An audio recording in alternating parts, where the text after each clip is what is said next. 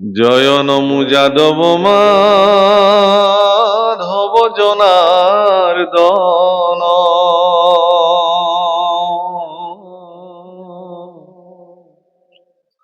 জয় হৃষিকেশ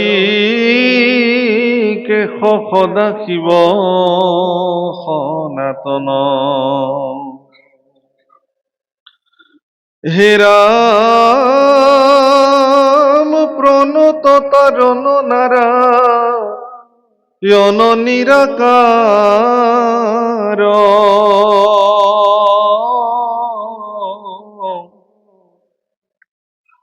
কৃষ্ণর শরণে কোটি কোটি নমস্কার।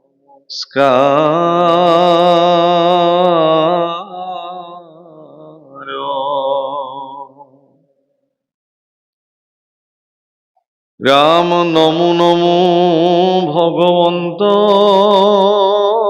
ভকতর নিধি। হরি স্মরণে আরম্ভর প্রকৃতি।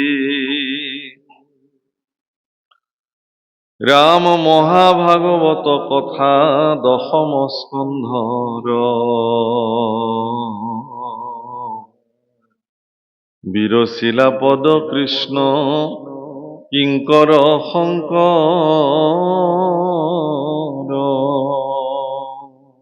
মহাপুৰুষ শ্ৰীমন্ত শংকৰদেৱ গুৰুজনা আৰু মহাপুৰুষ শ্ৰী শ্ৰী মাধৱদেৱ গুৰুজনাই দুগৰাকী মহাপুৰুষে যেতিয়া গণককুছি সত্ৰত শেষবাৰৰ কাৰণে দেখা দেখি হয়, তাৰপিছত আৰু দুজনা মহাপুৰুষৰ সাক্ষাৎ হোৱাই নাই, নহ'ল আৰু। এইফালে গুৰুজন বৈকুণ্ঠী হ'ল, মাধৱ পুৰুষে এইফালে গুচি আহিলে। তো দুজনা যিহেতু অভেদ ঈশ্বৰ আছিলে, পুৰুষোত্তম ঠাকুৰতে লিখিছে, শংকৰ মাধৱ অভেদ ঈশ্বৰ, গুৰু নাহি দুইটোকৰ, দুহান নামক কীৰ্তন কৰিয়া কৃতকৃত্য huৱে নৰ। গতিকে দুজনে হয়তো বুজি পাইছিল যে এয়াই তেখেতলোকৰ শেষ দেখা দেখি। প্ৰভুসকল, বিশ্বত এক বিৰল খ্যাতি মহাপুৰুষ মাধৱদেৱে দেখুৱালে যে যিদিন ধৰি মহাপুৰুষ শ্ৰীমন্ত শংকৰদেৱ গুৰুজনাক গুৰু হিচাপে মান্যতা কৰি তাৰাৰ দুখানি অভয় চৰণত শৰণ গ্ৰহণ কৰিলে, সিদিন ধৰি মহাপুৰুষ মাধৱদেৱে জীৱনৰ সৰ্বোচ্চ পৰিত্যাগ কৰি মহাপুৰুষ শংকৰদেৱ গুৰুজনাৰ চৰণৰ সেৱাতে জীৱনৰ সৰ্বোচ্চ কাল তেওঁ অতিবাহিত কৰিলে। এনেকি জোৰণৰ কন্যাও তেওঁ এৰি থৈ চিৰ কৌমাৰ্য ব্ৰত ধাৰণ কৰিলে। দুজনা অভেদ, এই কথা সকলোৱে আমি জানো। আৰু সেইকাৰণে চাগে মহাপুৰুষ মাধৱদেৱে গুৰুজনাক এটি প্ৰশ্ন কৰিছিলে যে, হে কৃপাল গুৰু, তুমি থাকোঁতেই জগতৰ মানুহক ভাগৱতৰ আধাৰত যি বিশুদ্ধ হৰিনাম ধৰ্ম, তাক প্ৰৱৰ্তন কৰোৱাটো বহু ক্ষেত্ৰত কঠিনৰ পৰা কঠিন পৰ্যায়ৰ সৃষ্টি হয়। তুমি যিহেতু সাক্ষাৎ ঈশ্বৰ হোৱাৰ পিছতো নৰলীলা লৈ গুৰু অৱতাৰে জগতলৈ আহিলা, গতিকে তুমি এই জগত এৰি যোৱাৰ পিছত এই দায়িত্ব কোনে গ্ৰহণ কৰিব? লোকে কাৰ কথা শুনি ঈশ্বৰ ভক্তিত নিমজ্জন হ'ব? এই কথা শুনাৰ পিছত কৃপালু গুৰু শ্ৰীমন্ত শংকৰদেৱ গুৰুজনাই মাধৱ পুৰুষক ক'লে যে, বহাপু, মই নাযাওঁ, মই থাকিম। তো ক'ত থকা হ'ব? শুনিও মাধৱ মূৰ থাকিবা ৰথান, দশম কীৰ্তন মূৰ মূৰ্তিৰে সমান। মই দশম আৰু কীৰ্তনতেই থাকিম। মাধৱ পুৰুষে বোলে বৰ উত্তম। মই আকৌ ভয়ে খাইছিলোঁ বিষয়টো। তুমি সাক্ষাৎ চৈতন্যৰূপে তোমাৰ বাংময় মূৰ্তিস্বৰূপ কীৰ্তন আৰু দশমতে তুমি থাকিবা বোলে, অকল ময়ে নহয় নহয়, তুমিও থাকিব লাগিব। ঘোষা নামে শাস্ত্ৰখানি তুমিও ৰচিবা, ৰত্নাৱলী ঘোষা মধ্যে তুমিও থাকিবা। গতিকে আজি ইয়াতে যি দশম ব্যক্ত হৈছে, এই দশম শাস্ত্ৰ মহাপুৰুষ শংকৰদেৱ গুৰুজনাৰ সাক্ষাৎ বাংময় মূৰ্তি তেওঁ ইয়াত বিদ্যমান হৈ আছে। এইকাৰণে যে শ্ৰীমদ ভাগৱত শাস্ত্ৰৰ দ্বাদশ অধ্যায়ৰ ভিতৰত, দ্বাদশ স্কন্ধৰ ভিতৰত দশম স্কন্ধই এনেকুৱা এটা স্কন্ধ যে য'ত ভগৱন্ত পুৰুষৰ সমস্ত জন্ম কৰ্ম ইত্যাদিকে যিসমূহ লীলা মহাপুৰুষ ঈশ্বৰ পুৰুষে পৃথিৱীত সম্পাদিত কৰিলে, সেই সকলোসমূহ দশমত বৰ্ণন হৈছে। আৰু সেইকাৰণে যিহেতু সাক্ষাৎ ঈশ্বৰ পুৰুষেই শংকৰ স্বৰূপে জগতত আহিছে, গতিকে প্ৰকাৰান্তৰে আচলতে জগতৰ লোকক এই কথাটো প্ৰতিপন্ন কৰি থৈ গ'ল। প্ৰভুসকল মাধৱ পুৰুষে গুৰুজনাক চিনি পাইছিল। সেইকাৰণে এদিন নাৱেৰে ভটিয়াই গৈ থাকোঁতে গুৰুজনাৰ যি ৰূপ, সুন্দৰ ৰূপ, ত্ৰিভুৱন বন্দন দৈৱকী নন্দন, এই পদ তাত সেইদিনাখন মহাপুৰুষে ৰচনা কৰিছে, লিখিছে, ত্ৰিভুৱন বন্দন দৈৱকী নন্দন যো হৰি কংসক বৈৰী জগজন তাৰণ দেৱ নাৰায়ণ শংকৰ সৌহি হৰি। গুৰুজনাই ক'লে বোলে অকণমান ঢাকি দিয়া, ইমান উন্মুক্ত কৰাৰ প্ৰয়োজন নাই, তুমি যি জানিছা জানিছা। আৰু গুৰু বাক্য ৰাখি এই পদছোৱাত ঢাকি পেলালে। কেনেকে? ত্ৰিভুৱন বন্দন দৈৱকী নন্দন যো হৰি মাৰল কংস জগজন তাৰণ দেৱ নাৰায়ণ শংকৰ তাকেৰি কংস। কিন্তু এইখিনিতহে ঢাকিলে, বাকী ছোৱাত কিন্তু উন্মুক্ত কৰিছে। এইকাৰণে কৰিছে যে চাৰিবেদ শিৰোমণি মা যে যাকেৰি চৰণ বিকাশ সৌহি দেৱ কৈলো কলিক শংকৰদেৱ প্ৰকাশ। তদুপৰি কি কহব শংকৰদেৱৰ মহিমা জানি জ্ঞানী অন্ত নপায় যাকেৰি চৰণ ৰেণু শিৰে পৰখি মুকুতি সুখ পায়। গতিকে মুকুতিৰ সুখ প্ৰদান কৰোঁতা বিশ্বজগতত এগৰাকীয়ে আছে, তেওঁ হ'ল ঈশ্বৰ পুৰুষ স্বয়ং নিজে। কাৰণ প্ৰভুসকল আপোনাক সবে জানে যে ঈশ্বৰ পুৰুষক আমি এইকাৰণেই সৰ্বজ্ঞ ঈশ্বৰ বা সৰ্বশক্তিমান বুলি কওঁ যে অন্যান্য দেৱতাসকলৰ হাতত নথকা কেইটামান বিশেষ ক্ষমতা ঈশ্বৰ পুৰুষৰ হাতত আছে। তিনিটা বিশেষ ক্ষমতাৰে ঈশ্বৰ পুৰুষ ক্ষমতাশালী। এয়া কোনো দেৱতাক আজিলৈকে সেই দায়িত্ব ঈশ্বৰ পুৰুষে অৰ্পণ কৰা নাই। তাৰে প্ৰথমজনাই হ'ল তেওঁ কালৰ অধিকাৰী, ভগৱান কালৰ অধিকাৰী, মানে সময়ৰ তেওঁ অধিকাৰী। ঈশ্বৰ পুৰুষৰ ব্যতিৰেক ব্ৰহ্মা আদি কৰি কোনো দেৱতা কালৰ অধিকাৰী হ'ব নোৱাৰে। দ্বিতীয়তে তেওঁ মায়াৰ অধিকাৰী। ব্ৰহ্মা আদি কৰি জীৱ যত মায়া সজ্জা মাজে আচৰি ঘুমতি যায়, সকলোবিলাক মায়াৰ অধীনত আছে। কিন্তু মায়াৰ অধীশ্বৰ হিচাপে একমাত্ৰ জগতত প্ৰতিষ্ঠা লাভ কৰি থকা, প্ৰদৰ্শিত হৈ থকা ঈশ্বৰ পুৰুষৰ বাহিৰে কৃষ্ণ ব্যতিৰেকে বেলেগ নহয়। আৰু ৩ নম্বৰটো হ'ল তেওঁ মোক্ষৰ অধিকাৰী। অৰ্থাৎ কোনোবা এজন জীৱ সংসাৰ বন্ধনত যেতিয়া আমি চব জীৱবিলাকে বান্ধ খাই আছো, এই বন্ধনত থকা জীৱবিলাকক মুক্ত কৰি মোক্ষ প্ৰদান কৰাৰ অধিকাৰ কেৱল আৰু কেৱল ঈশ্বৰ পুৰুষৰ হাততে আছে, বাকী কোনো দেৱতাৰ হাতত নাই। এতেকেহে কৃষ্ণ ভজন্য।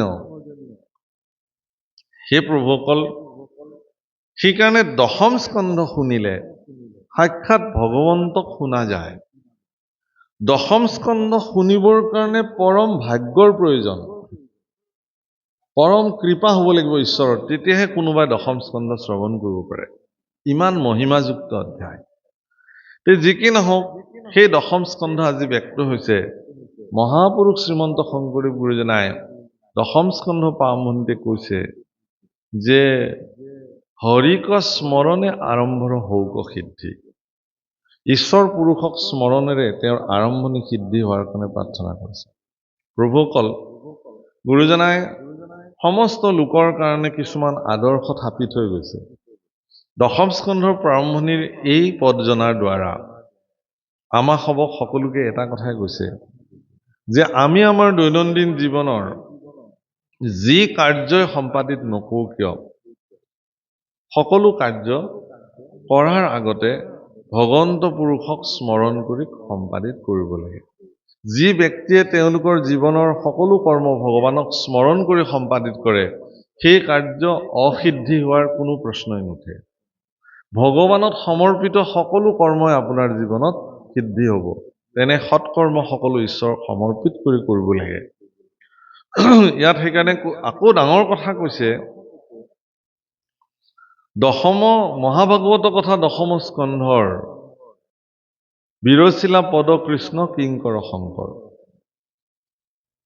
ইমান এগৰাকী বেদজ্ঞ পুৰুষ হোৱাৰ পিছতো অৱনিশি চাৰি বেদ বিচাৰি দিনে ৰাতিয়ে বেদ বিচাৰ কৰিব পৰা এগৰাকী মহাপুৰুষ, ইমান বিদ্যৎ পুৰুষ হোৱাৰ পিছতো মহাপুৰুষ গুৰুজনাই কিন্তু সৰ্বদা নিজকে কি বুলি কৈছে যে আমি কিংকৰ, দাসৰো দাস, অধম, পামৰ, মোহমতী এই বুলি কৈছে।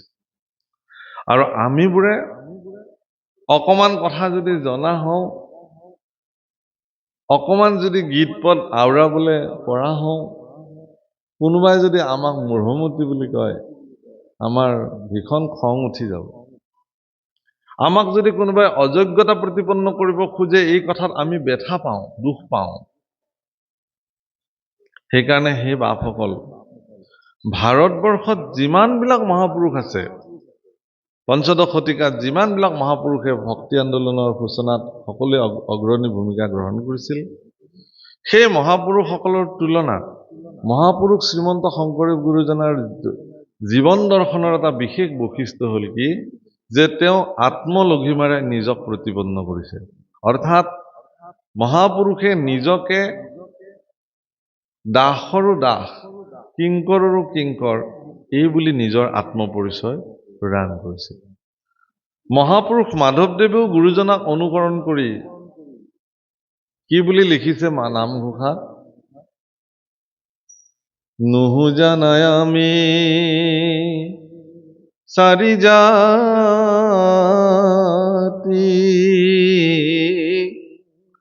চাৰিও আশ্ৰমী নোহোৱাতি নুহু ধৰ্মশীল দান তীৰ্থ যামি কিন্তু পূৰ্ণানন্দ সমুদ্ৰৰ গোপী ভৰ্তাপদ কমলৰ দাসৰো দাস তান সভৈলো আমি। হে প্ৰভু, তুমি যদি মোক দাস বুলি ধৰিবৰ কাৰণে যদি তোমাৰ কিবা আপত্তি আছে, তেনেহলে তোমাৰ দাসৰো দাস, তেওঁৰ দাস কৰি হলেও মোক তুমি তোমাৰ চৰণত স্থান দি ৰাখা। মহাপুৰুষ মাধৱদেৱে ঈশ্বৰ পুৰুষক এনেধৰণৰ কথাও কৈছে যে মই তোমাৰ দাস হৈ গলে মোৰ এনেকুৱা দাসত্ব মই তোমাক তোমাৰ সেৱা কৰিম, হয়তো তুমিও মোৰ দাস হৈ যাব পাৰা। কাৰণ যিজনে ভগৱানৰ দাসত্ব স্বীকাৰ কৰে ভগৱান তেওঁৰ দাস হৈ যায়, এইটো ভগৱানৰ চৰিত্ৰ। হে ভগৱান, তুমি এই সন্দেহটো দূৰত থৈ দিয়া, মই কেতিয়াও তোমাক মোৰ দাস হবলৈ নিদিওঁ, থৈও নিজৰ ভৃত্যৰ অধীন কৰি, তেতিয়াহ'লে তোমাৰ ভৃত্যৰ অধীন কৰি মোক ৰাখা, তেতিয়া তুমি মোৰ দাস হ'ব অন্তত নালাগে। তোমাৰ ভৃত্যৰে মই ভৃত্য হ'ব খোজো, তোমাৰ চাকৰৰ মই চাকৰ হ'ব খোজো, তোমাৰ দাসৰ মই দাস হ'ব খোজো। প্ৰভুসকল, কেৱল আৰু কেৱল ভাৰতবৰ্ষৰ সনাতনী পৰম্পৰাৰ উত্তৰ পূৰ্বাঞ্চলত ইমান দাস্য ভকতিৰ পোহাৰ মহাপুৰুষ দুজনাই মেলি থৈ গৈছে। আপুনি ক'তো নেদেখে পৃথিৱীত নিজকে ইমান দাসৰো দাস, ইমান নমনীয় ৰূপে ভগৱানক যে ভজিব পাৰি এই নজিৰ ক'তো নাই। যদি মহাপুৰুষৰ এই আদৰ্শ শাস্ত্ৰসন্মতভাৱে যদি আমাৰ মানুহে মানি চলিলেহেঁতেন, তেতিয়াহ'লে আজি অসমত ধৰ্মক লৈ পেলাই ইমান অসহিষ্ণু পৰিৱেশৰ সৃষ্টিয়ে নহ'লে। মই আজি কিছুদিনৰ পৰা এই কথাটো কৈছো যে কি কাৰণত ধৰ্মক লৈ আমি ইমান অসহিষ্ণু হ'বলৈ গৈ আছো। সহনশীল ক্ষমতা আমাৰ নাই নেকি? কাৰণ আমি যিসকল গুৰু মানিছো তেওঁলোক সহিষ্ণুতাৰ মূৰ্ত প্ৰতীক, পাৰাকাষ্ঠা বুলি ক'ব পাৰি। মহাপুৰুষ শংকৰ মাধৱ দুজনা সহিষ্ণুতাৰ পাৰাকাষ্ঠা, তাতকে আৰু কোনো নাই ইমান সহিষ্ণু। বুজিছে নহয়? গুৰুজনাইতো এনেকে কৈছে যে যদি মোক কোনোবাই নিন্দা কৰে, সেই নিন্দুকসকলক যদি মই চিনি পালোহেঁতেন, তেতিয়াহ'লে তেখেতলোকক মোৰ ঘৰৰ সন্মুখতে নিবাসস্থল বনাই দিলোহেঁতেন। কেলেই? যে তেওঁলোকে মোক চাই থাকক, নিন্দাৰে মোক তোলা ধুনা দিয়ক, যাতে তেওঁলোকৰ নিন্দাত মই মোৰ বেয়া চৰিত্ৰ যদি কিবা আছিল, বেয়া যদি আছিল, সেইখিনি যাতে মই সংশোধন কৰিব পাৰোঁ। অৰ্থাৎ নিন্দুকসকল দৰাচলতে উপকাৰী সজ্জনবিলাকৰ, কাৰণ তেওঁলোকে সজ্জনবিলাকক নিন্দা কৰি সজ্জনসকলৰ চৰিত্ৰত থকা বেয়া গুণসমূহ তেওঁলোকে উন্মুক্ত কৰে, আৰু সজ্জনে সেইবিলাক সংশোধন কৰি কৰি নিজক আৰু জুয়ে পুৰা সোণৰ নিচিনা চিকচিকীয়া কৰি তুলিবৰ কাৰণে এটা সুযোগ পায়। সেইকাৰণে গুৰুজনাই ইয়াত কৰজোৰে বোলো শুনা সবে সভাসদ, মূঢ় হুয়া কৰোঁ মহাভাগৱত। আপোনাৰ সবৰ দৰে সজ্জনসকলৰ প্ৰতি গুৰুজনাই কৰপুতে হাতযোৰ কৰি কৈছে যে মোৰ নিচিনা এগৰাকী মূঢ়ই ভাগৱত কথা 10ম স্কন্ধৰ পদ গাবলৈ গৈ আছো, কৰিবলৈ গৈ আছো।